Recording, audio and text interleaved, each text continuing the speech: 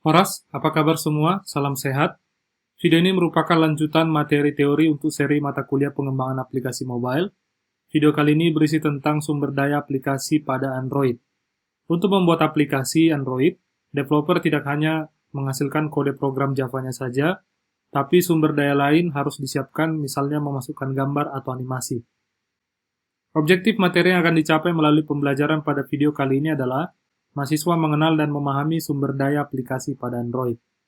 Jika terdapat pertanyaan seputar materi pada video ini, Anda bisa memberikan komentar pada bagian bawah video YouTube ini.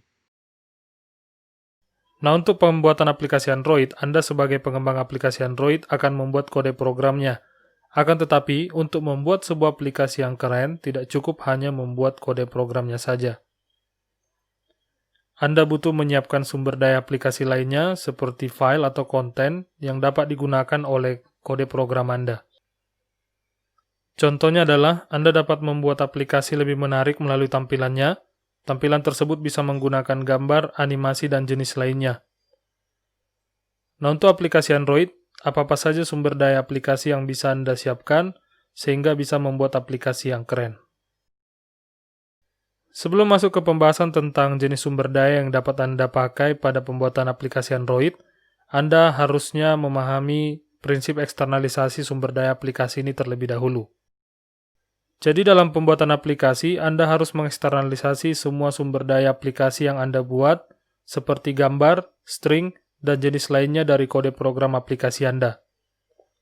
Eksternalisasi maksudnya adalah sumber daya tersebut dipisahkan ke dalam file serta folder khusus, dan tidak di-hardcode ke dalam kode program, misalnya seperti penggunaan teks string. Ini satu contoh yang bisa saya sampaikan. Nama aplikasi bisa Anda simpan sebagai sumber daya teks yang disimpan dalam sebuah file XML. Pada layar, Anda bisa melihat deklarasi sumber daya string yang diberi nama underscore aplikasi dengan nilai aplikasi RDT corner. Nah, kemudian untuk setiap activity atau komponen aplikasi Android lainnya yang ingin menggunakan teks tersebut, cukup mengaksesnya dengan menggunakan mekanisme khusus yang sudah disiapkan oleh framework Android. Anda bisa lihat contoh pengaksesan nilai dari sumber daya string dengan nama underscore aplikasi tersebut. Teks tersebut tidak perlu di-hardcode ke dalam kode program masing-masing komponen aplikasi yang menjadi penggunanya. Kenapa seperti itu, Pak? Nah, alasannya adalah supaya Anda dapat melakukan pengelolaan terpisah antara kode program dan sumber daya yang digunakan. Untuk kasus nama aplikasi tadi misalnya, Anda bisa secara gampang mengubah nama aplikasi di setiap komponen activity dengan cukup mengubah nilainya pada satu file XML saja. Anda tidak perlu capek-capek mengedit semua file yang menggunakan teks nama aplikasi Anda. Sumber daya aplikasi Anda juga tersimpan dengan rapi dan teratur. Sudah terdapat mekanisme yang dapat digunakan untuk pengaksesan berbagai sumber daya yang sudah dibuat dengan menggunakan kelas R. Kemudian, eksternalisasi sumber daya berguna ketika Anda ingin menyediakan sumber daya alternatif. Untuk lebih mudah memahaminya, bayangkan Anda diminta untuk membuat aplikasi dalam dua bahasa, yaitu bahasa Indonesia dan bahasa Inggris. Kalau konfigurasi bahasa pada smartphone tempat aplikasi tersebut diinstal diatur menjadi bahasa Indonesia, maka semua teks yang ditampilkan pada aplikasi harus dalam bahasa Indonesia. Sementara defaultnya adalah aplikasi menampilkan teks dalam bahasa Inggris. Nah, pada framework pengembangan aplikasi Android, memudahkan penyediaan fitur tersebut karena eksternalisasi sumber daya. Detail tentang ini akan dijelaskan pada bagian video ini. Oh ya, penyediaan sumber daya alternatif tidak hanya untuk kebutuhan penyediaan pilihan bahasa pada aplikasi, tapi banyak lagi kebutuhan desain aplikasi yang di-cover. Misalnya penyediaan sumber daya alternatif berdasarkan ukuran layar atau kepadatan pixel layar. Berikut ini beberapa jenis sumber daya aplikasi Android yang dapat Anda buat untuk sebuah aplikasi Android. Yang pertama, animation, yaitu sumber daya yang sudah tersedia sebelumnya untuk pembuatan animasi. Berikutnya, color state list, yaitu sumber daya untuk pengaturan warna berdasarkan status sebuah view. Drawable, yaitu sumber daya berupa berbagai grafik dengan bitmap atau XML. Berikutnya ada layout, yaitu sumber daya untuk pengaturan tampilan aplikasi Anda. Menu merupakan sumber daya untuk menentukan konten menu pada aplikasi. String merupakan sumber daya untuk penyediaan string teks untuk aplikasi Anda. Kemudian ada style, yaitu sumber daya untuk pengaturan format tampilan, antarmuka atau interface aplikasi. Dan masih banyak lagi tipe lainnya, yaitu sumber-sumber daya jenis lainnya seperti boolean, integer, font, dimensi, warna, array, serta masih banyak lagi. Pada struktur proyek Anda, lokasi file program Java diletakkan di dalam folder src. Di dalam folder ini Anda dapat membuat subfolder lain untuk membuat file kode program Anda lebih terstruktur rapi. Sementara dalam penggunaan sumber daya aplikasi, Anda harus meletakkan setiap sumber daya sesuai jenisnya tersebut ke dalam sebuah subdirektori yang berada di dalam folder REST pada struktur proyek aplikasi Anda. Nah, untuk setiap jenis sumber daya aplikasi Android, lokasinya antara lain. Untuk animasi, lokasi sumber dayanya diletakkan pada subfolder animator dan anim. Kemudian untuk color statelist pada subfolder color. Drawable pada subfolder drawable. Layout pada subfolder layout. Menu pada subfolder menu. String pada subfolder values dan pengaturannya pada file.xml. Style pada subfolder values dengan pengaturannya pada file.xml.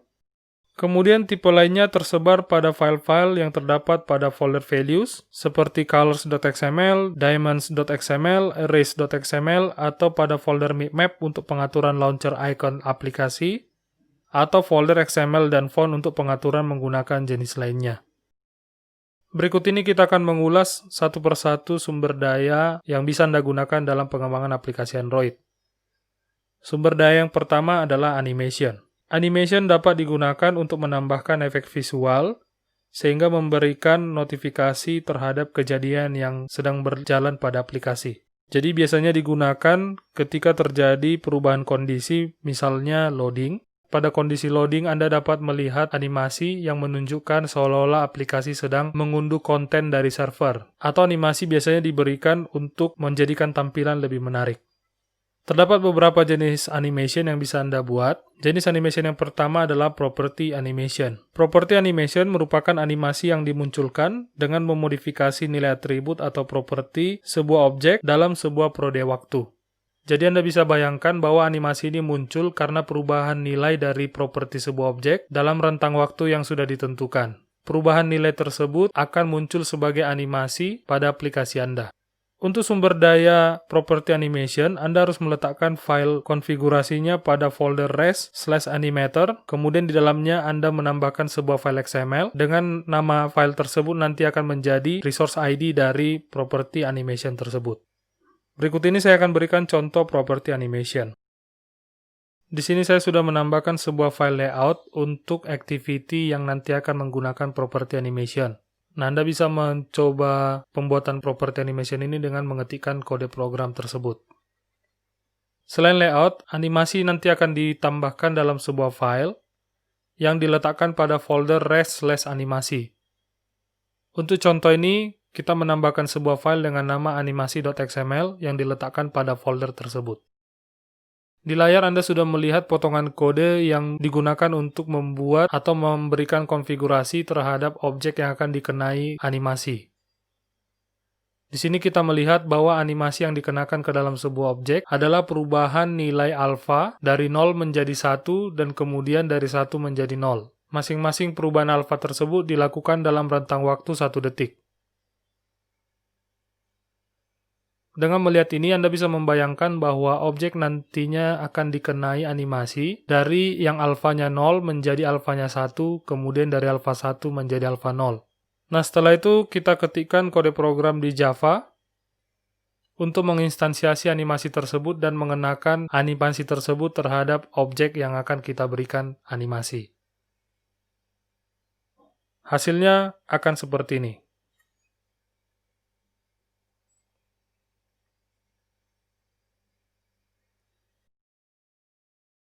Di layar Anda bisa melihat bahwa terdapat sebuah gambar bintang yang sebelumnya alfanya 0, kemudian dalam waktu 1 detik terjadi perubahan alfa menjadi 1. Perubahan alfa dari 0 menjadi 1 dalam rentang waktu 1 detik tersebut akan muncul sebagai sebuah animasi. Setelah mencapai alfanya sama dengan 1, kemudian animasinya dilanjutkan dengan perubahan alfa menjadi 0.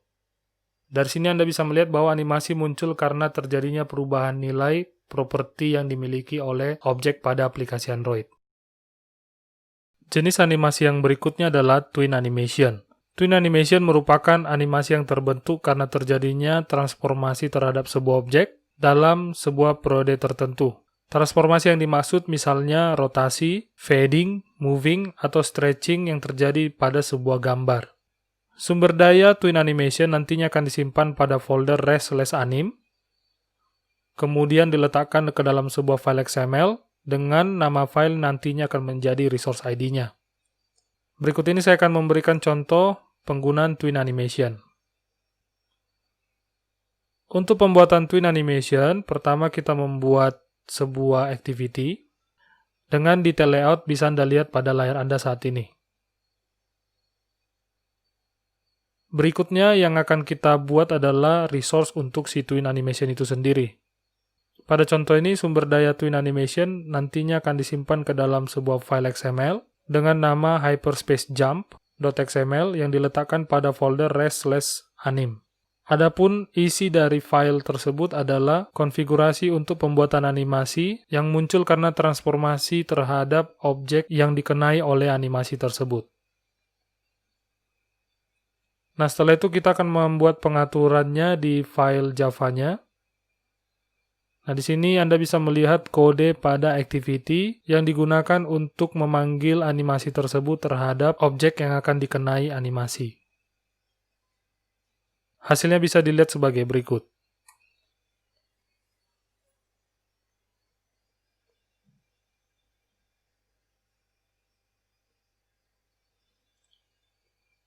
Pada layar tadi muncul secara cepat perubahan bentuk dari gambar bintang yang ada pada aplikasi. Perubahan bentuk atau transformasi tersebut diatur menggunakan sumber daya pembuatan twin animation. Nah, jenis animasi yang ketiga adalah frame animation. Frame animation merupakan animasi yang terbentuk karena kemunculan sejumlah gambar secara berurutan dalam periode tertentu. Sebagai gambaran terkait frame animation ini, Anda mungkin masih mengingat ketika SD, SMP, atau SMA dulu, Anda sering menggambarkan sesuatu pada ujung buku di tiap-tiap halaman buku yang Anda miliki. Kemudian Anda melakukan flipping gambar tersebut secara cepat, sehingga tulisan atau gambar yang Anda buat pada ujung buku tersebut seolah-olah membentuk sebuah animasi. Nah, animasi tersebut muncul karena Anda menampilkan gambar pada ujung buku secara berurutan dalam periode tertentu. Nah, kurang lebih sama dengan frame animation. Animasi tersebut muncul karena Anda nanti akan menampilkan sekumpulan gambar yang jika ditampilkan secara berurutan pada periode waktu tertentu akan muncul animasi. Sumber daya frame animation nantinya akan disimpan ke dalam folder res/drawable. Kemudian untuk konfigurasi frame animation ini nanti akan Anda simpan ke dalam sebuah file .xml dengan nama filenya akan menjadi resource ID-nya. Berikut ini saya tampilkan satu contoh penggunaan frame animation.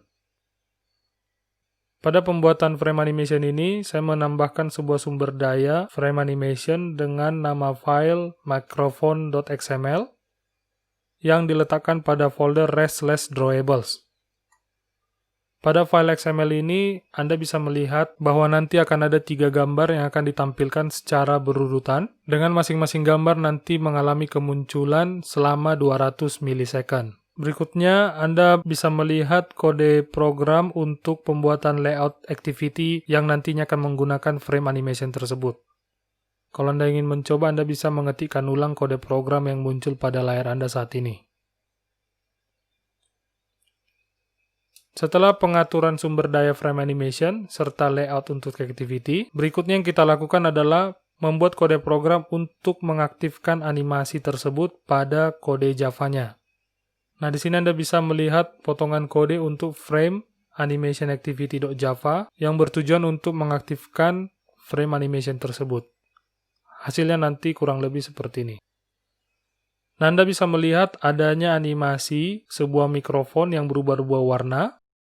Pada dasarnya yang terjadi adalah aplikasi Android memanggil 3 gambar mikrofon dengan warna yang berbeda-beda. Akan tetapi, karena mereka dimunculkan secara berurutan dalam rentang waktu tertentu, maka seolah-olah terjadi perubahan warna pada mikrofon tersebut. Gambar yang dibutuhkan untuk membuat animasi tersebut sebanyak 3 buah. Dan untuk pengaturan kemunculannya, tadi saya sudah sebutkan diatur pada file microphone.xml. Nah, berikutnya saya akan menyampaikan terkait sumber daya Color State List. Color State List merupakan sumber daya yang bisa digunakan untuk pengaturan warna sesuai kondisi objek dari view. Nah, sebagai contoh, misalnya Anda memiliki sebuah tombol, dalam kondisi default atau kondisi dia ditekan, maka tombol tersebut nanti bisa mengalami perubahan warna sesuai dengan kondisi yang sedang dialaminya. Nah, untuk penggunaan color state list ini, Anda bisa mendefinisikan warna dengan kondisi yang diwakilinya melalui pembuatan file XML yang diletakkan pada folder res/color. Nama file tersebut nantinya akan menjadi resource ID dari sumber daya color state list. Nah, berikut saya berikan contoh penggunaan color state list. Di sini saya membuat sebuah sumber daya color state list dalam sebuah file yang diberi nama tombol_color_state_list.xml yang diletakkan pada folder res/color. Di dalamnya bisa Anda membaca potongan kode file XML tersebut. Anda bisa pahami bahwa terdapat pengaturan warna untuk setiap kondisi yang nantinya akan dialami oleh objek kita berikan penggunaan color state list ini. Nah, di sini didefinisikan layout dari activity main, di mana di dalam activity main tersebut nanti akan ada sebuah tombol. Nah, Anda perhatikan pada deklarasi pembuatan tombol tersebut, terdapat penggunaan atribut Android.2 text color dengan nilainya diisi dengan nama sumber daya color state list yang tadi sudah kita buat. Nah, hasilnya kurang lebih seperti ini.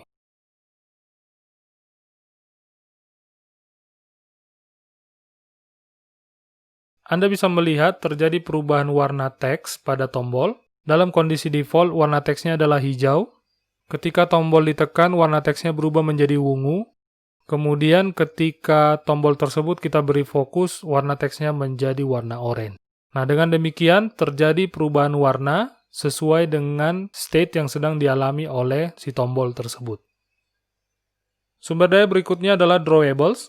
Drawables merupakan sumber daya yang mewakili beragam grafis dalam format bitmap dan XML. Anda nanti bisa meletakkan sumber daya drawables ini pada folder res/drawables.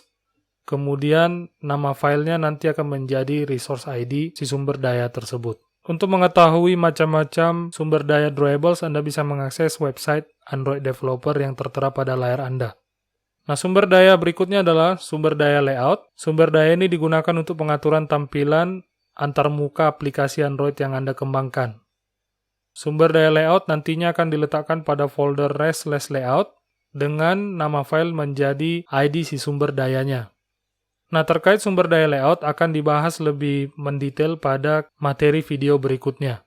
Untuk pembuatan menu pada aplikasi Android, Anda bisa menggunakan sumber daya menu. Sumber daya ini bisa Anda gunakan untuk membuat menu-menu seperti options menu, konteks menu, atau submenu. Sumber daya yang terkait dengan pembuatan menu nantinya diletakkan pada folder res/menu dengan nama file menjadi ID sumber daya menu tersebut. Mengenai menu juga nantinya akan dibahas secara mendetail pada sesi video berikutnya. Sumber daya berikutnya adalah sumber daya yang bisa Anda gunakan untuk menyediakan teks bagi aplikasi Anda. Untuk sumber daya string, Anda bisa meletakkan sumber daya tersebut pada folder res/value dengan nama file nantinya menjadi ID sumber daya string tersebut. Terdapat 3 macam sumber daya string yang bisa Anda gunakan. Yang pertama adalah string, yaitu XML resource yang bisa menyediakan single string. Kemudian string array, yaitu sumber daya yang menyediakan array of string. Kemudian yang ketiga adalah quantity string, yaitu sumber daya string yang nantinya dapat Anda gunakan untuk berbagai macam kebutuhan yang berhubungan dengan kondisi berupa jumlah item yang akan diasosiasikan dengan teks tersebut. Untuk sumber daya string ini nanti bisa Anda lihat penggunanya pada materi praktikum. Anda bisa mengakses website yang tertera pada layar Anda sekarang untuk mengeksplorasi lebih lanjut tentang penggunaan sumber daya string. Sumber daya berikutnya adalah style. Sumber daya ini digunakan untuk pengaturan format tampilan antarmuka atau interface aplikasi Android. Style ini nanti bisa diletakkan pada folder res/values dengan nama filenya merupakan ID dari si sumber daya style tersebut. Penggunaan style di sini kurang lebih mirip dengan penggunaan CSS, di mana Anda bisa meletakkan konfigurasi tampilan aplikasi Anda secara menyeluruh dalam sebuah file. Jadi ketika hendak melakukan perubahan, Anda hanya membutuhkan modifikasi terhadap satu file saja. Informasi lebih lanjut Anda bisa eksplorasi website yang tertera pada layar Anda saat ini. Oke, itu dia tadi berbagai macam sumber daya yang bisa Anda gunakan dalam pembuatan aplikasi Android. Nah, sekarang bagaimana cara mengakses semua sumber daya yang telah Anda siapkan pada saat proses pengembangan aplikasi Android. Nah, untuk pengaksesan sumber daya terdapat dua cara. Yang pertama, pengaksesan melalui kode program Java. Untuk pengaksesan melalui kode program Java, Anda menggunakan static integer dari kelas R. Kemudian pengaksesan yang kedua dilakukan melalui kode XML. Pengaksesan sumber daya menggunakan kode XML nantinya akan memakai sintaks khusus yang berelasi dengan jenis sumber daya yang ada pada kelas R. Nah, berikut ini saya berikan contoh cara pengaksesan sumber daya menggunakan kode program Java. Tadi sudah disebutkan nanti Anda mengakses dengan menggunakan static integer dari kelas R. Nah, di sini Anda bisa melihat potongan kode program untuk mengakses sumber daya dengan tipe string dan namanya hello. Nah, nanti untuk mengaksesnya Anda ketikkan r.string.hello.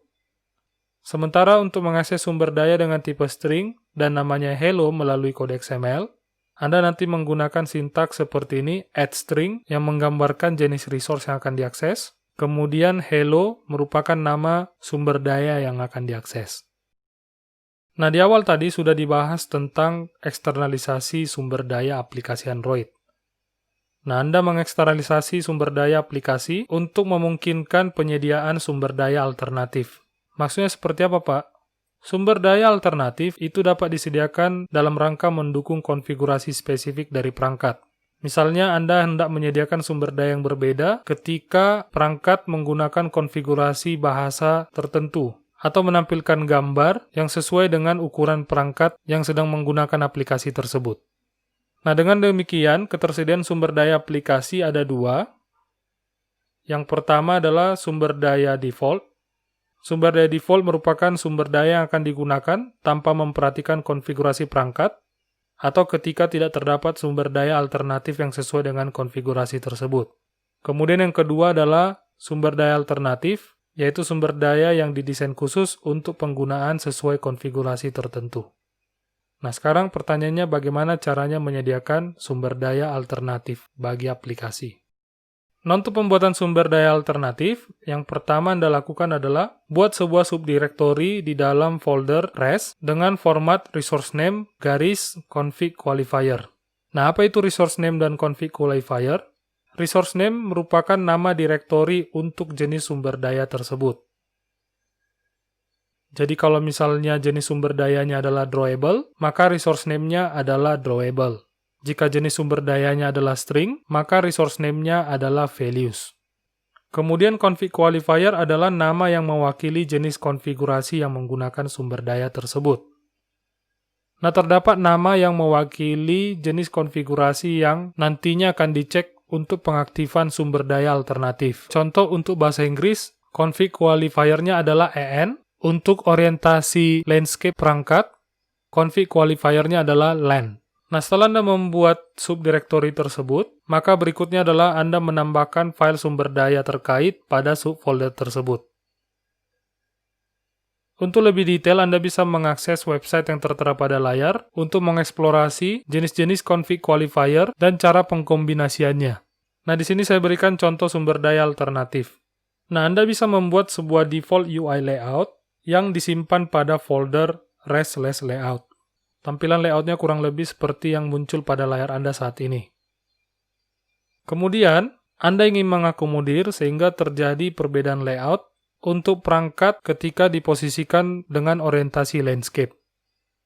Nah, untuk mencapai hal tersebut, Anda menambahkan sebuah folder dengan nama layout, kemudian diikuti garis hubung, kemudian diikuti dengan config qualifier-nya adalah len. Dengan demikian, jika aplikasi dijalankan pada perangkat yang bukan dalam kondisi landscape, maka tampilannya nantinya akan diakses dari file XML yang berada pada folder res/layout.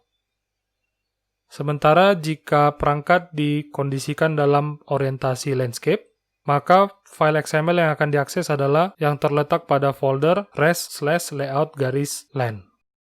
Baik, itu dia materi tentang pengenalan app resources. Jadi yang dapat kita simpulkan dari materi video kali ini adalah aplikasi Android dibangun menggunakan kode program dan sumber daya pendukung lainnya. Kemudian sumber daya aplikasi Android itu ada bermacam-macam dan dieksternalisasi dengan tujuan untuk memungkinkan penyediaan sumber daya alternatif bagi aplikasi. Jika terdapat pertanyaan seputar materi ini, Anda diharapkan mengeksplorasi terlebih dahulu via internet. Kalau sudah mentok, Anda dapat meminta bantuan kepada tim pengajar. Kemampuan eksplorasi untuk menyelesaikan persoalan adalah kemampuan yang dilatih sebelum memasuki dunia industri.